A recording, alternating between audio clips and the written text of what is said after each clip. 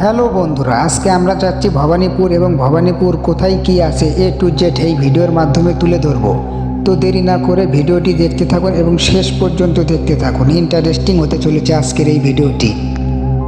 আপনারা দেখতে পাচ্ছেন ভবানীপুরের রাস্তার কাজ শুরু হয়ে গিয়েছে এবং শ্রমিকরা কাজ করছে দেখতে পাচ্ছেন। অত্যন্ত রোদ, আর কি বলবো ভাই, অত্যন্ত রোদ এবং গরম। ভবানীপুরের রাস্তা শুরু হওয়ার কারণে জাস্ট দুই পাশ খুঁড়ে প্রসার করবে রাস্তাটা এই। তাছাড়া সম্পূর্ণ রাস্তাটাই মোটামুটি ভালোই, অনেক ভালো, মানে কি বলবো, অনেক সুন্দর একটি রাস্তা। দুপাশে অনেক গাছ গোছালি থাকার কারণে রাস্তাটা আরও অনেক সুন্দর। যদিও বেশিরভাগ গাছ কেটে ফেলা হয়েছে, তারপরও ভবানীপুরের রাস্তাটা আসলেই অনেক সুন্দর একটি রাস্তা। আপনারা যদি কোনোদিন আসেন তাহলে অবশ্যই দেখতে পাবেন ভবানীপুরের রাস্তাটা আসলে কেমন। তো চলুন, ব্লগটা বেশি বড় করব না, জাস্ট শর্টকাট ব্লগ করব এবং এই ব্লগের ভিতরেই A to Z আপনাদের দেখিয়ে দেবো ভবানীপুরের কি কি রয়েছে এবং কি কি এই পর্যন্ত আছে।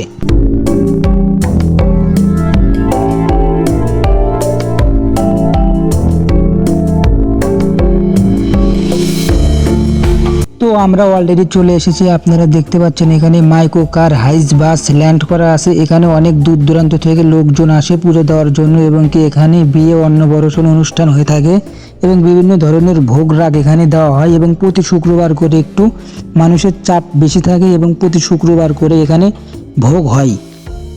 এটা হলো মন্দিরের মেন গেট এবং মন্দিরে প্রবেশ করার আরো দুইটি গেট রয়েছে, মোট 3টি গেট রয়েছে এবং এই মেন গেট দিয়ে আমরা মন্দিরে প্রবেশ করছি। দেখেন মন্দিরের ভিতর প্রবেশ করতে না করতেই অনুষ্ঠান শুরু হয়ে গিয়েছে, ঠাকুর নাম ডাকাডাকি শুরু করে দিয়েছে।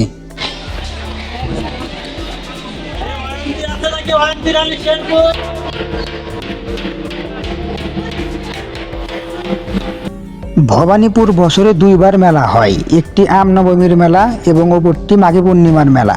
তো আপনারা যদি মেলা ব্যতীত আসতে চান তাহলে শুক্রবারের দিন আসবেন এবং শুক্রবারের দিন আসলে অনেক লোকজন দেখতে পাবেন এবং আপনারও ভালো লাগবে।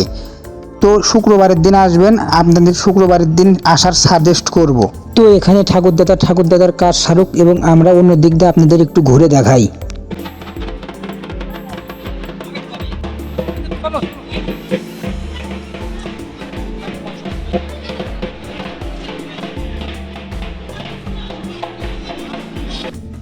তো অলরেডি আমরা মন্দিরের ভিতর প্রবেশ করে ফেলেছি এবং আপনারা যে মায়ের মুখটা দেখতে পাচ্ছেন এটা কিন্তু পুরোপুরি সোনা দিয়ে তৈরি। তো এখন আমরা পুজো দেব।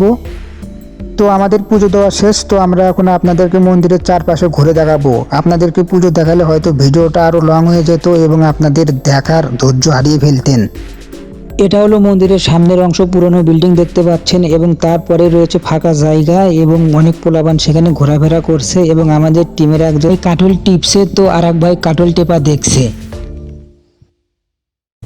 আর ভবানী মন্দির বাদ দিয়ে যে কয়টি মন্দির দেখতে পাবেন সবটি শিব মন্দির। এটা একটি শিব মন্দির এবং এই মন্দিরটি ভবানী মন্দিরের সামনে অবস্থিত।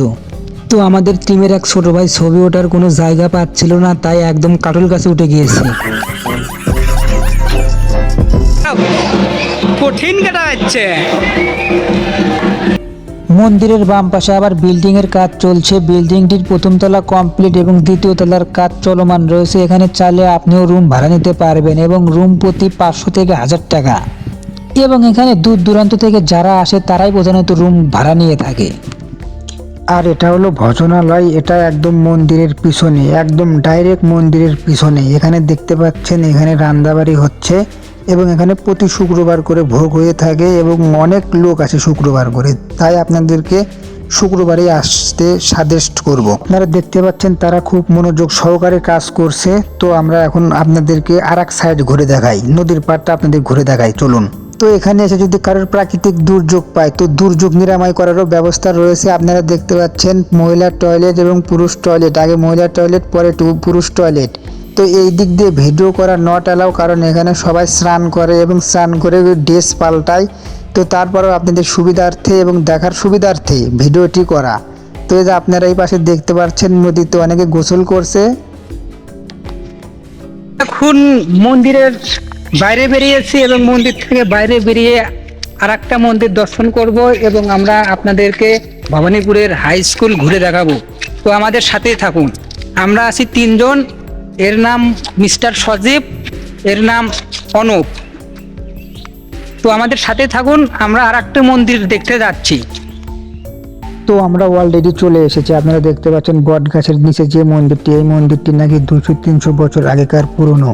এবং এই মন্দিরের পাশে দেখেন গরু বান্ধা রয়েছে এবং এখানে 4টি মন্দির রয়েছে টোটাল। এবং এখানে দেখেন এই মন্দিরের পাশে আবার বরকি শুয়ে আছে এবং এইখানে 4টি মন্দির ধরেই শিব মন্দির।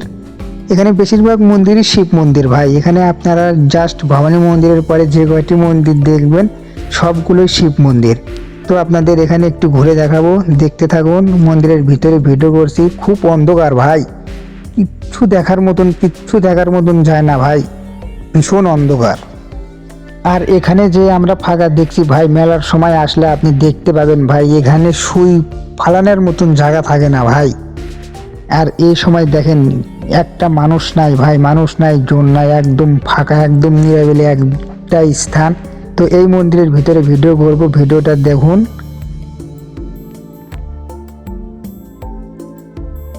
এই যে এটাও একটা শিব মন্দির। এখানে আপনাদের প্রথমেই বলছি যে এখানে যে কয়টা মন্দির পাবেন টোটালি শিব মন্দির। এবং এখানে আপনাদের ভালো লাগবে যে বট গাছ বিশিষ্ট এই মন্দিরকে দেখে নাকি অনেক কাহিনী, অনেক গল্প রয়েছে, ছোটবেলায় শুনেছি। এবং এই মন্দিরটি এমনভাবে তৈরি হয়েছে যে আনবিলিভেবল, একদম অসাধারণ যাকে বলে। এবং ওই পাশে দুই ছোট ভাই, তার একজন তার কর্তাদের সাথে একটু কথাবার্তা বলছে, আপনারা দেখতে পাচ্ছেন। হ্যালো গাইস, সো স্যাড, আপনাদের স্কুল ঘুরে দেখাতে পারলাম না, কারণ অনেক রোদ। দূর থেকে আপনাদের স্কুলটা দেখাই দিচ্ছি। তো এটাকে আপনি প্রথমবার দেখলে ভাববেন যে কলেজ, এবং কলেজের থেকে কোনো অংশেই কম না। এবং 4 তলা বিশিষ্ট ভবানীপুরের এই হাই স্কুলটা, এবং স্কুলের পাশে এই পুকুর, এবং এই পুকুরেই প্রধানত চান উপলক্ষে বছরে 2বার অনুষ্ঠান হয়ে থাকে। আর এখানে দেখতে পাচ্ছেন ছোটকে সবাই উপহার এবং আশীর্বাদ করছে। আমরা সাধারণত ওর অন্নপ্রাশনে ভবানীপুর গিয়েছিলাম। আর দেখেন অন্য পাশে অলরেডি খাওয়া দাওয়া শুরু হয়ে গিয়েছে ভাই, প্রচণ্ড রোদ। অনেকে তো রোদের ভিতরেই বসে পড়েছে, পেটে খিদে থাকলে ভাই রোদ দেখে লাভ আছে। তো আপনারা দেখতে পাচ্ছেন ভোজনালয়ে ভোজন দেওয়া শুরু করে দিয়েছে। আর আমাদের এখন ঘোরাফেরা শেষ, আমরা এখন যাওয়ার জন্য রওনা হয়েছি। আমরা এখন বর্তমানে গাড়ির ছাদে রয়েছি এবং ছাদের উপর থেকে ভিডিও করছি। হ্যাঁ, আর একটি ব্যাপার, ভবানীপুরের ভাড়া কিন্তু খুব একটা বেশি না ভাই। আমরা মির্জাপুর থেকে 10 টাকা হয়ে সোনকা, এবং সোনকা থেকে 20 টাকা হয়ে ভবানীপুর চলে এসেছি। তো আপনার যদি একলা হন তাহলে একটু ভাড়াটা বেশি পড়তে পারে। তো আমরা এখন চলে যাচ্ছি, আপনারা দেখতে পাচ্ছেন আমরা গাড়ির ছাদে রয়েছি। আমরা আছি 5 জন। গাড়ির ছাদে যাওয়ার একটা ফিলিংসটাই আলাদা ভাই, অন্যরকম একটা ফিলিংস গাড়ির ছাদে যাওয়ার।